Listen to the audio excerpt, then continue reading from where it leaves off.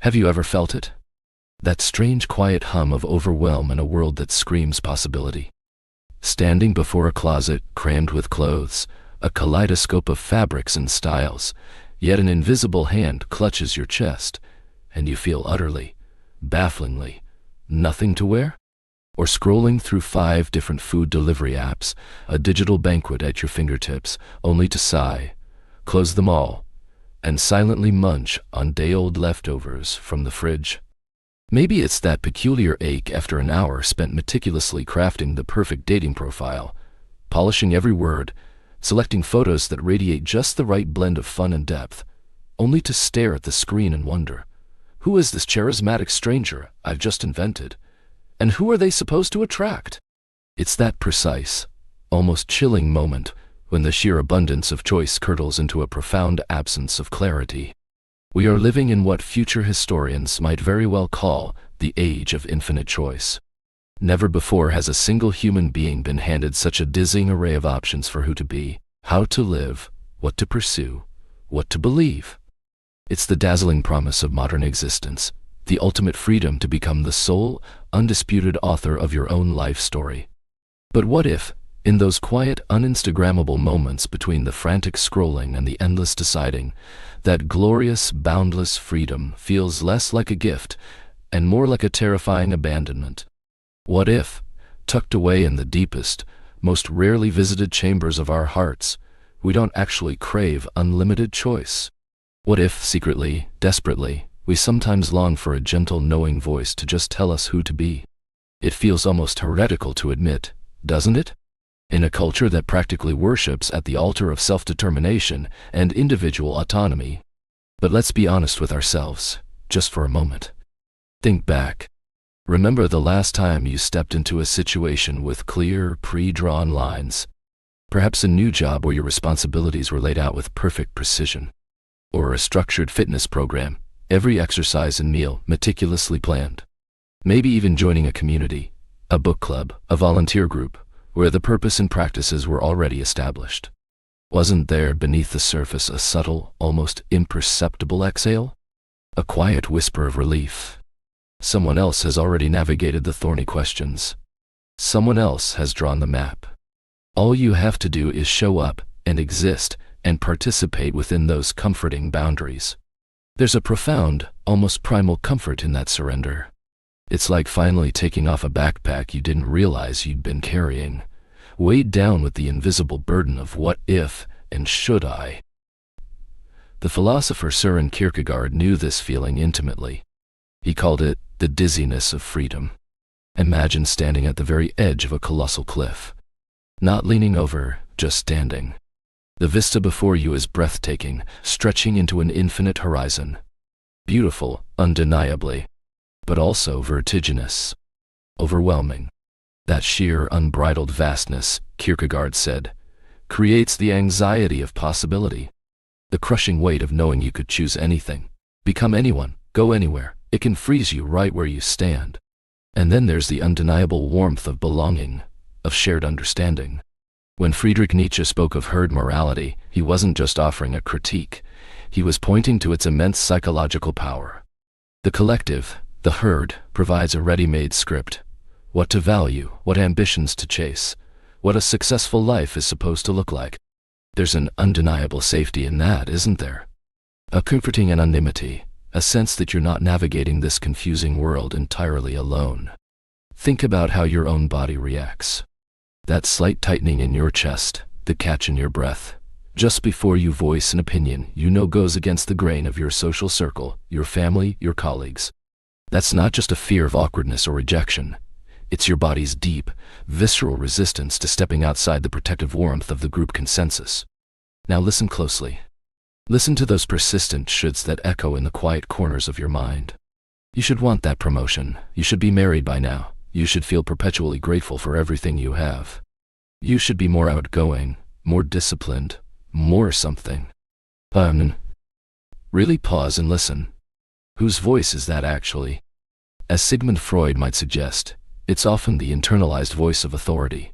Our parents, our culture, societal expectations, now embedded deep within our superego, our inner critic and moralist. Carl Jung might call it our persona, the carefully constructed mask we present to the world, the one designed for acceptance and applause. We become skilled actors, reciting lines from a script we never consciously chose, performing a role in a play that doesn't quite feel like our own. And isn't there something deeply, undeniably soothing when someone else confidently takes the wheel? When the decision is made for you, when the path forward is clearly, unambiguously marked. In that moment of surrender, doesn't a part of you let out a breath you didn't even realize you'd been holding hostage? But this comfort, this soothing balm of surrendered choice, it comes with a price. A hidden cost, at first almost imperceptible, like a tiny crack in a beautiful facade. But eventually, it becomes impossible to ignore. Imagine a truly unique musical instrument, exquisitely crafted, unlike any other, capable of producing melodies and harmonies the world has never heard. But this instrument spends its entire existence only playing compositions handed to it by others, precise notes, dictated rhythms.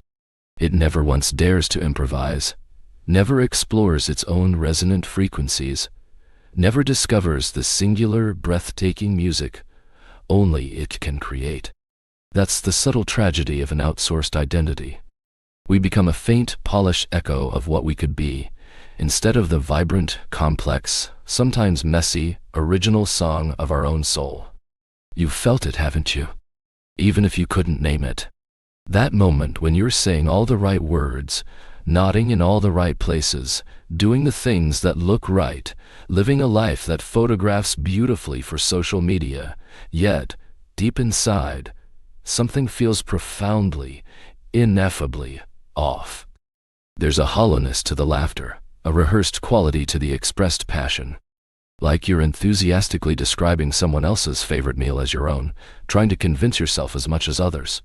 Simone de Beauvoir, the great existentialist thinker, saw this with piercing clarity. She famously argued that we are condemned to be free. It's not a joyful condemnation, but a profound responsibility.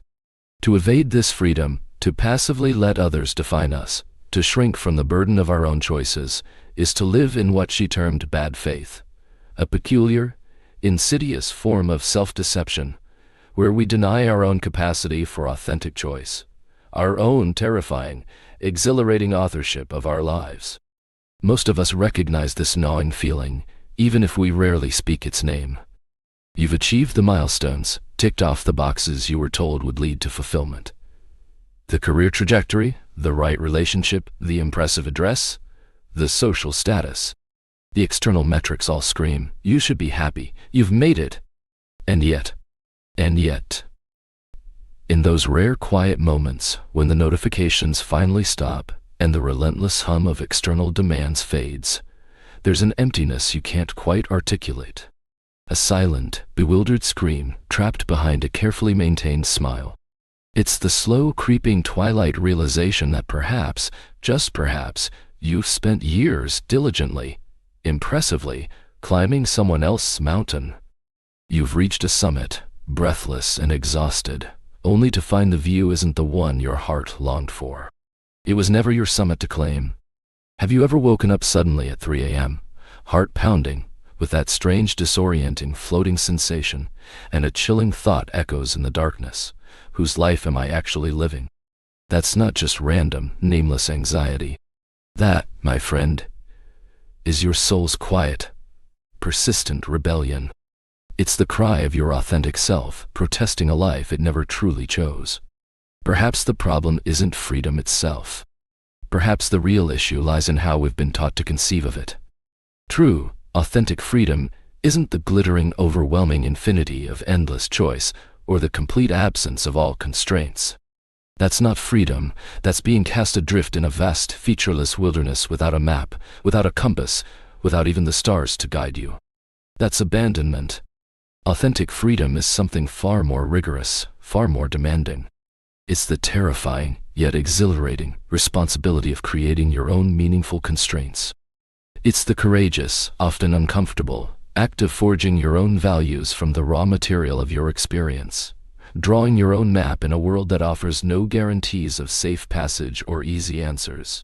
Viktor Frankl, a psychiatrist who found profound meaning even in the unimaginable horrors of Nazi concentration camps, observed something critical.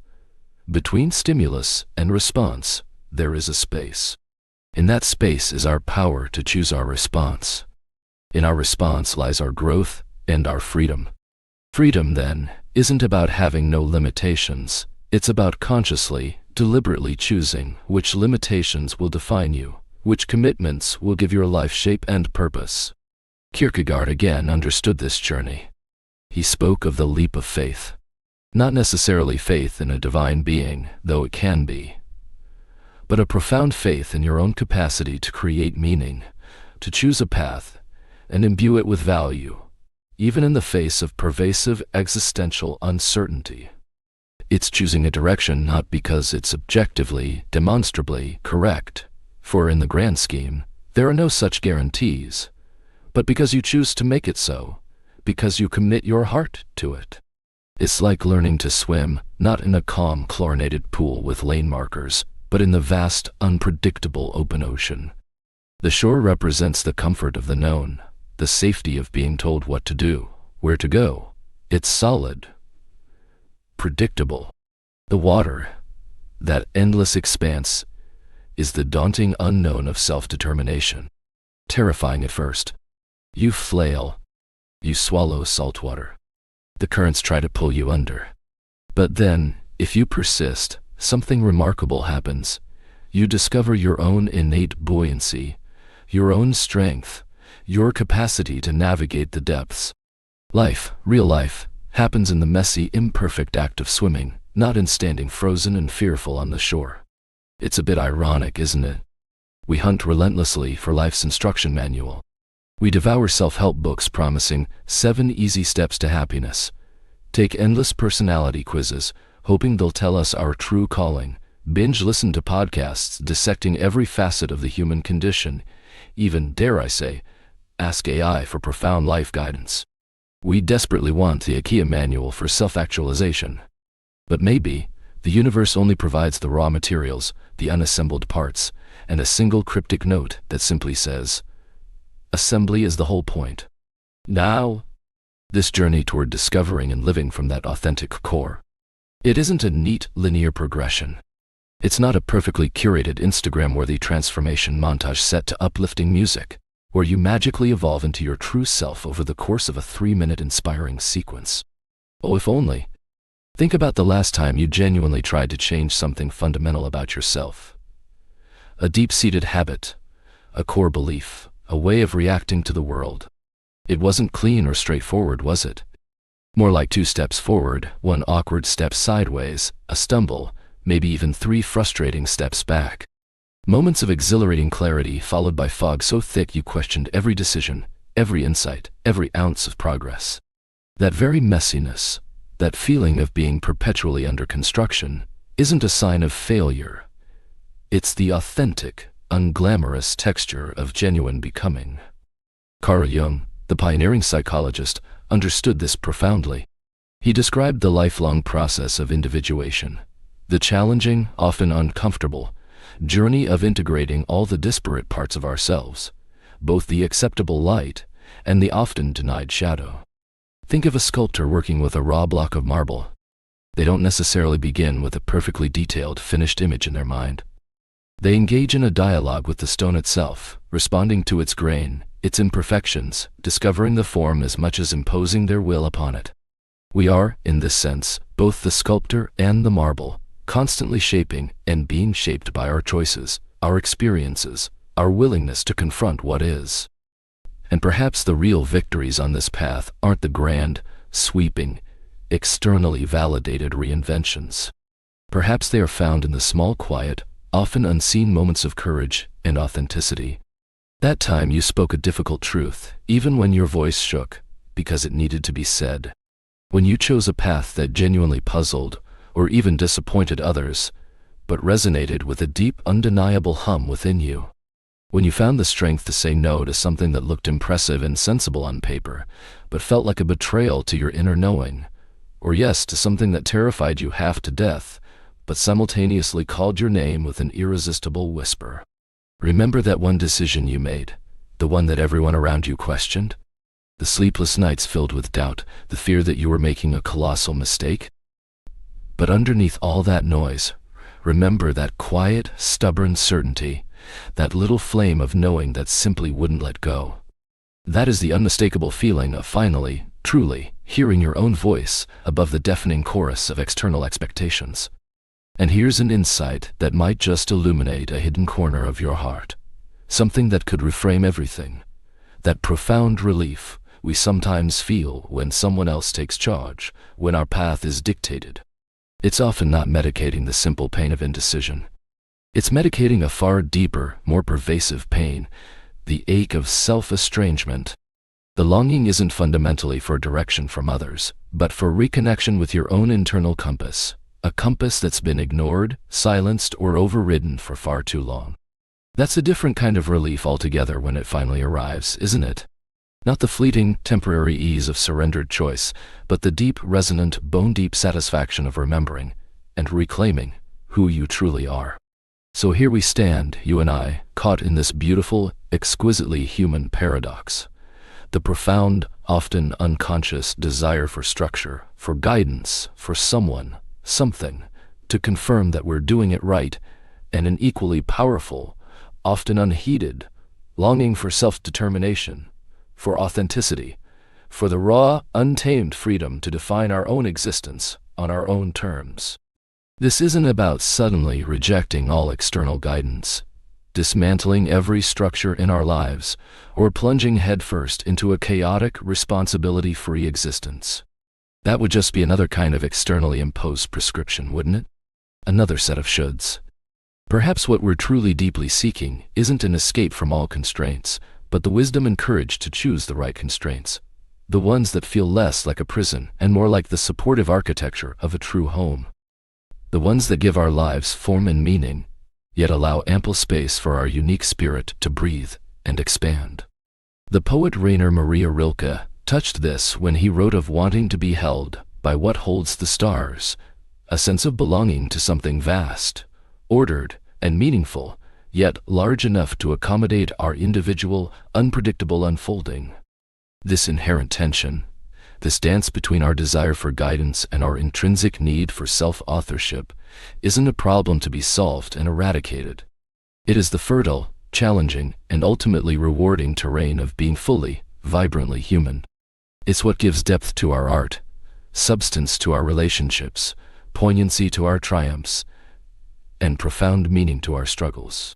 So perhaps instead of perpetually, anxiously asking the world, "Who should I be? What should I do?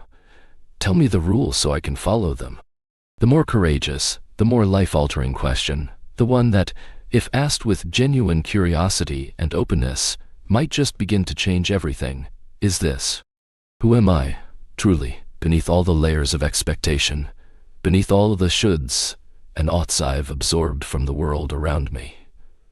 Who is this I that is quietly, patiently, waiting to be heard, to be acknowledged, to be lived? This question isn't answered once, definitively, and then filed away.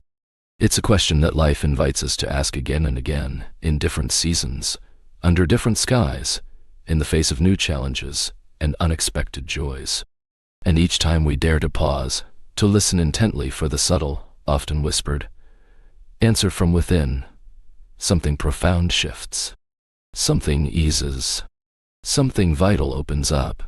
Something essential comes home. That journey, the ongoing, imperfect, deeply personal pilgrimage of listening beneath the noise, of discerning your own unique voice amidst the chorus of the world, of slowly, courageously aligning your outer life with your inner truth, is perhaps the most sacred, the most human journey of all. And while it may indeed begin in what Kierkegaard so aptly called the dizziness of freedom, it often leads, with persistence and self-compassion, to what he also termed faith, not necessarily religious faith, but a grounded, resilient faith in one's own inherent capacity to navigate uncertainty, to create meaning, and to live a life that feels, at its core, truly your own. So perhaps today, in one small, quiet way, you might gently ask yourself, Where have I been unconsciously following a script that no longer resonates, or perhaps never truly did? And where, just where, might I begin, ever so tentatively, to write my own lines? If this exploration has resonated with you, if you've ever felt that intricate pull between the comfort of being guided and the call of your own authenticity, we would be honored to hear your story in the comments below. Share those moments when you recognized the script wasn't yours, or when you found a flicker of courage to improvise, to step onto your own path. And if you're on this ongoing, often challenging, always rewarding journey of navigating the beautiful burden of freedom, consider subscribing to our channel. We'll be exploring more of these profound human questions together, not to find definitive one-size-fits-all answers, but to learn how to ask better, more illuminating questions, and to walk this path with a little more understanding and a lot more heart.